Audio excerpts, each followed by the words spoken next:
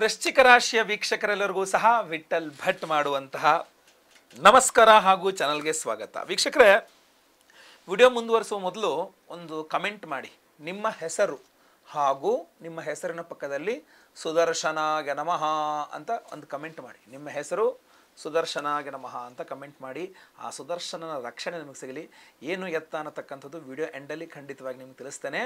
ನಿಮ್ಮ ಹೆಸರು ಪಕ್ಕದಲ್ಲಿ ಸುದರ್ಶನಾಗೆ ನಮಃ ಅಂತ ಕೆಳಗಡೆ ಕಮೆಂಟ್ ಮಾಡಿ. ಈ ವಿಡಿಯೋದ ವಿಚಾರ ಏನಪ್ಪ ಅಂತಂದರೆ, ವೃಶ್ಚಿಕ ರಾಶಿಯವರಿಗೆ ರಕ್ಷಣೆಯ ವಿಚಾರ ಇದು.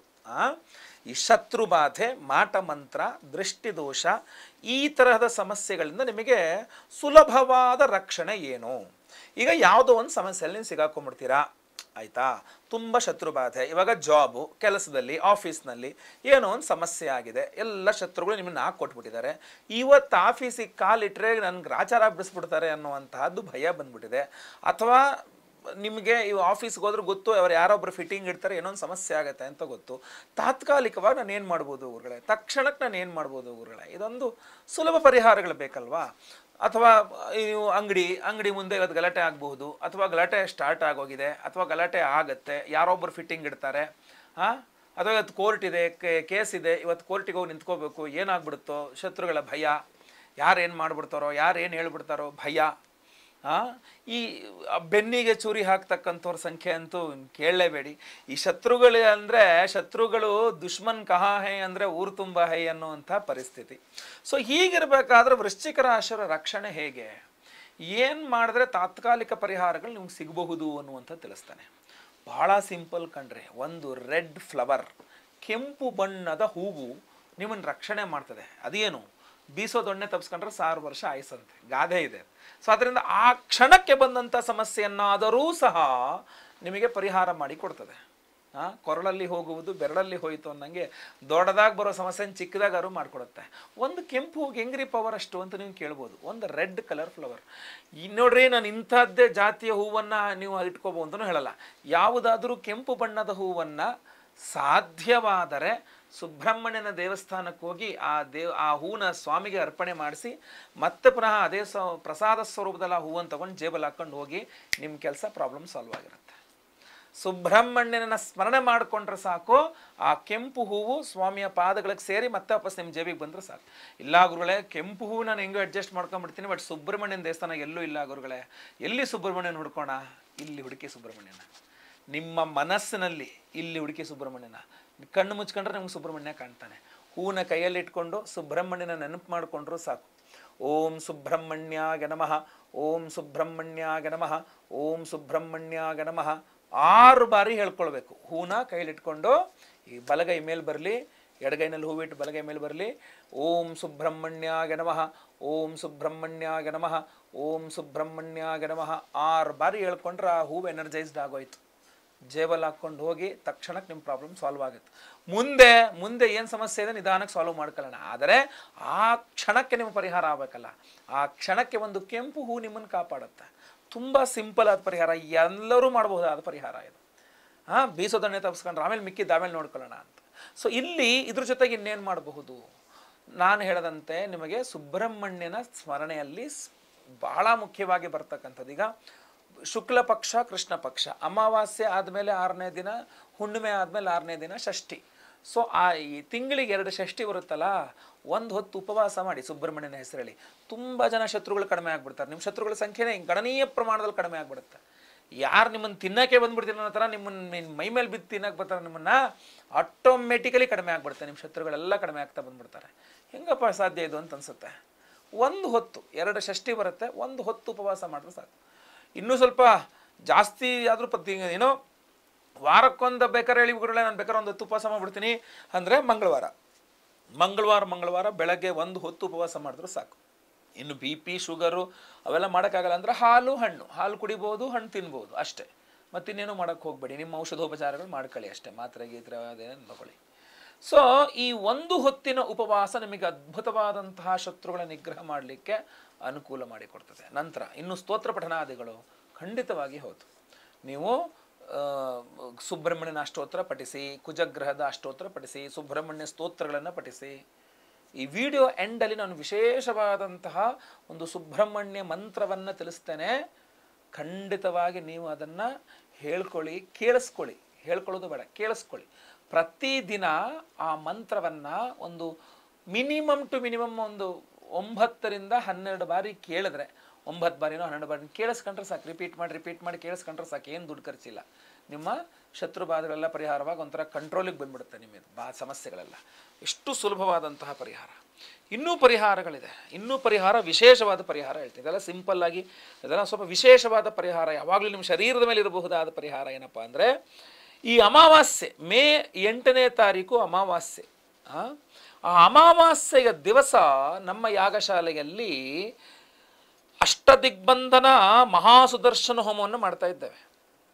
ಚಕ್ಷುಷೋ ಹೇತೆ, ಮನಸ್ಸೋ ಹೇತೆ, ವಾಚೋ ಹೇತೆ, ಬ್ರಹ್ಮಣೋ ಹೇತೆ. ಕೆಲವರು ನೋಡಿದ್ರೆ ದೃಷ್ಟಿ ಆಗ್ಬಿಡುತ್ತೆ ನಿಮಗೆ. ಕೆಲವರು ನಿಮ್ಮ ಬಗ್ಗೆ ಮಾತಾಡಿ ದೃಷ್ಟಿ ಮಾಡಿಬಿಡ್ತಾರೆ. ಕೆಲವರು ನಿಮ್ಮ ಬಗ್ಗೆ ಯೋಚನೆ ಮಾಡ್ತಾ ಕೂತ್ಕೊಂಡು ಹೊಟ್ಟೆ ಹುರ್ಕೊಂಡು ನಿಮಗೆ ದೃಷ್ಟಿ ಹೊಡಾಕ್ತಾರೆ. ಕೆಲವರು ಮಾಟ ಮಂತ್ರ ಮಾಡಿಸ್ತಾರೆ ನಿಮ್ಮ ಮೇಲೆ. ಸೊ ಈ ದುಶ್ಮನ್ ಊರು ತುಂಬ ಇದ್ದಾಗ ಅಷ್ಟದಿಕ್ಷು ರಕ್ಷಾ, 8 ದಿಕ್ಕಲ್ಲಿ ನಿಮಗೆ ರಕ್ಷಣೆ ಬೇಕು. ಆದ್ದರಿಂದ ಅಷ್ಟದಿಗ್ಬಂಧನ ಮಹಾಸುದರ್ಶನ ಹೋಮ. ಇದ್ರ ಜೊತೆಗೆ ಶತ್ರುಗಳನ್ನು ನಿಗ್ರಹ ಮಾಡಬೇಕು. ಯಾಕೆಂದರೆ ಎಲ್ಲ ಕಡೆ ಶತ್ರುಗಳಿದ್ದಾರೆ ಅಂದರೆ ಎಲ್ಲರ ಮೇಲೆ ನೀವು ಹೋಗಿ ಬೀಳೋಕ್ಕಾಗಲ್ಲ. ಎಲ್ಲರಿಗೂ ಏನು ಜಗಳ ಮನಸ್ಸು ಮಾಡ್ಕೊಳಕ್ಕಾಗಲ್ಲ. ನಮ್ಮ ತಂದೆಯವ್ರು ತುಂಬ ಚೆನ್ನಾಗಿ ಹೇಳ್ತಾರೆ, ಊರ ಮೇಲಿರೋ ಮುಳ್ಳೆಲ್ಲ ತೆಗಿಯೋಕ್ಕಾಗಲ್ಲಪ್ಪ ಕಂದ, ನಿನ್ನ ಕಾಲಿಗೆ ಚಪ್ಪಲಿ ಹಾಕೊಂಡು ಓಡಾಡು ಅಂತಾರೆ. ಹಾಗೆ ನಾನು ನಿಮ್ಗೆ ಅದನ್ನೇ ಹೇಳೋದೇನೆಂದರೆ, ಎಲ್ಲ ಶತ್ರುಗಳೆಲ್ಲ ಇರ್ತಾರೆ. ಕೆಲವರು ಮನಸ್ಸಲ್ಲೇ ನಿಮ್ಮ ಬಗ್ಗೆ ಏನೋ ಒಂದು ಸಿಟ್ಟಿಟ್ಕೊಳ್ಬಹುದು. ಮನಸ್ಸಲ್ಲೇ ನಿಮ್ಮ ಬಗ್ಗೆ ಕೊರಗ್ತಾ ಸಿಟ್ಟು ಮಾಡಿಕೊಂಡು ಯಾವಾಗ ಸಿಗ್ತಾರೆ ನೀವು ಅಂತ ಕಾಯ್ತಾ ಇರ್ಬೋದು. ಕೆಲವರು ಮುಖದ ಮೇಲೆ ಆನ್ ಓಪನ್ ಆಗಿ ನೀನು ಸಿಕ್ಕು, ನಿನಗೆ ಐತೆ ನಿನಗೆ ಅಂತ, ನಿನಗೆ ಇದೆ, ನಿನಗೆ ನೋಡ್ಕೊಂತೆ ನಿನ್ನ ಅಂತ ಮುಖದ ಮೇಲೆ ಹೇಳ್ಬೋದು. ಕೆಲವರು ಬಾಯಿ ಬಿಟ್ಟು ಮುಖದ ಮೇಲೆ ಹೇಳ್ತಾರೆ, ಕೆಲವರು ಮನಸ್ಸಲ್ಲಿ ಹೇಳ್ಕೊಳ್ತಾರೆ. ಬಟ್ ಶತ್ರುನೇ, ಇವರು ಶತ್ರುನೇ, ಅವರು ಶತ್ರುನೇ. ಆದ್ದರಿಂದ ಯಾರು ಏನು ಎಲ್ಲಿದೆ ಅಂತ ಗೊತ್ತಾಗಲ್ವಲ್ಲ.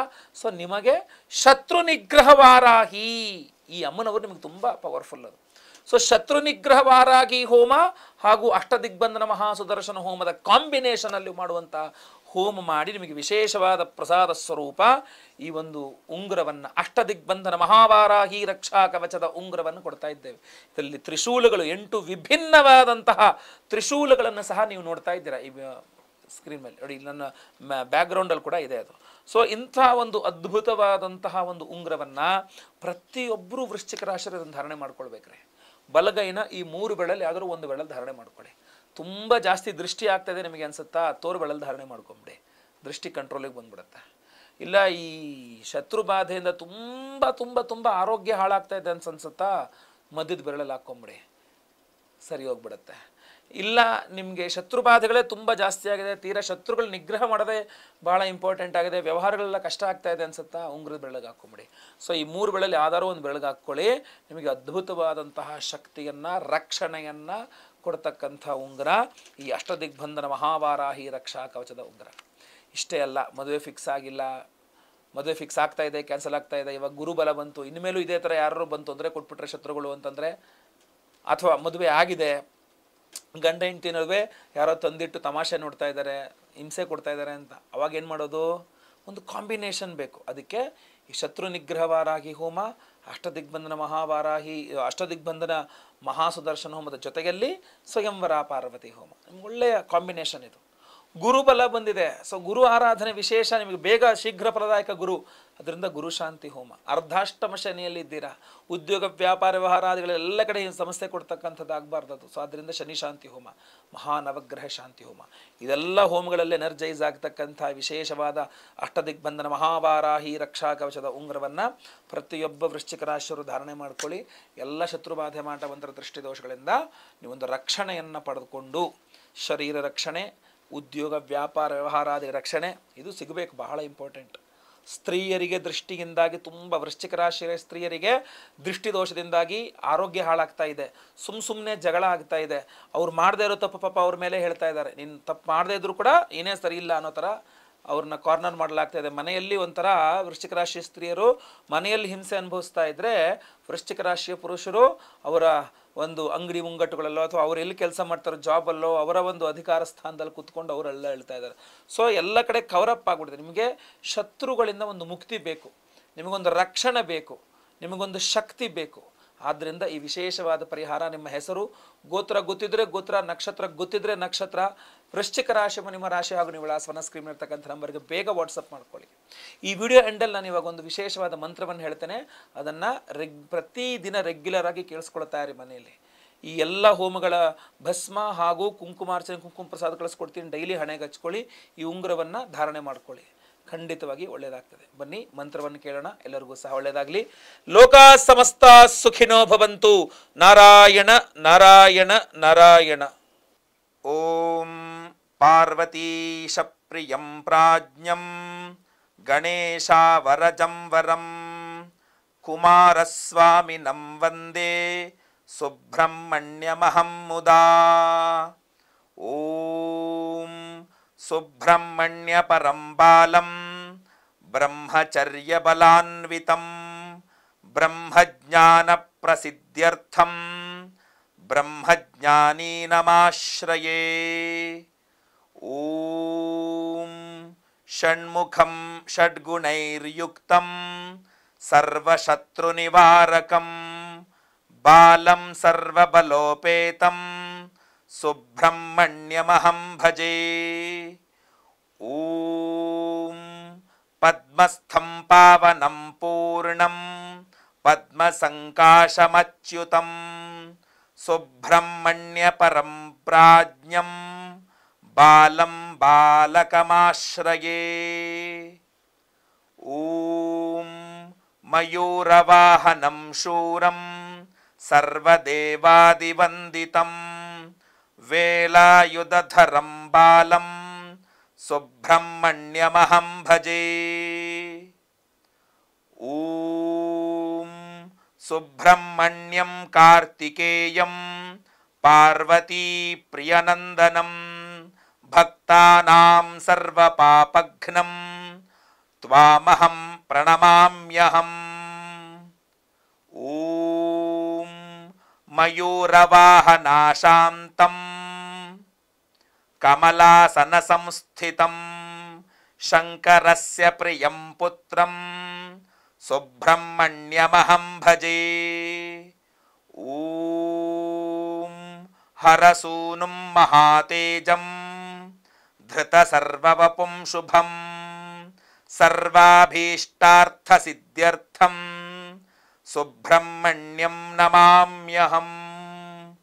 ಓಂ ಸುಬ್ರಹ್ಮಣ್ಯಾಯ ನಮಃ.